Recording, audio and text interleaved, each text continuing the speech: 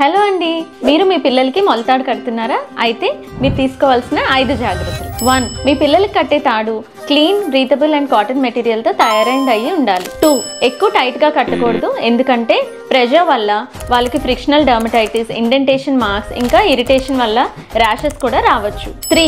2 to 4 వీక్స్కి ఒకసారి ఆ తాడు రిమూవ్ చేసి కొత్త తాడు వేస్తే బెటర్, ఎందుకంటే ఎక్కువ రోజులు ఆ తాడు కనుక ఉండిపోతే డెఫినెట్గా ఇన్ఫెక్షన్స్ వచ్చే ఛాన్స్ చాలా ఎక్కువ అండి. పిల్లలకున్న స్వెట్, డస్ట్ అండ్ బయట నుంచి వచ్చే తడి ఇవన్నీ కూడా అక్యుములేట్ అయిపోయి ఫంగల్ ఇన్ఫెక్షన్స్ కానీ బ్యాక్టీరియల్ ఇన్ఫెక్షన్స్ కానీ రావచ్చు. చాలా మంది పిల్లలకి తామర, గజ్జి ఇలాంటివి కూడా ఎక్కువ అవుతాయి.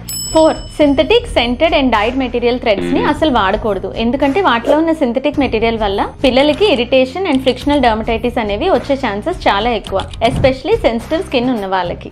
5. ఎప్పుడు కూడా మెటల్ బీడ్స్ కానీ ఏదైనా బిల్లలు కానీ వేసినప్పుడు చెక్ చేసుకుంటూ ఉండాలండి. వాటి వల్ల ఏమైనా పిల్లలకి కట్ అవ్వచ్చు అండ్ నికిల్ డర్మటైటిస్ అంటారు, వాటి వల్ల ఎలర్జీస్ కూడా రావచ్చు. సో ప్లీజ్ చెక్ చేయండి. సో ఎప్పుడు కూడా తాడు కట్టేటప్పుడు దాని మెటీరియల్ చూసుకోవాలి, పిల్లలకి ఏమైనా ఎలర్జీస్ వస్తున్నాయా అని చెక్ చేసుకోవాలి, వాటి వల్ల ఏమైనా ఇన్ఫెక్షన్స్ ఎక్కువ అవుతున్నాయో చూసుకోవాలి, తడి ఉండిపోకుండా డ్రైగా ఉంచాలి అండ్ ఫ్రీక్వెంట్గా చేంజ్ చేస్తూ ఉండాలి. Take care.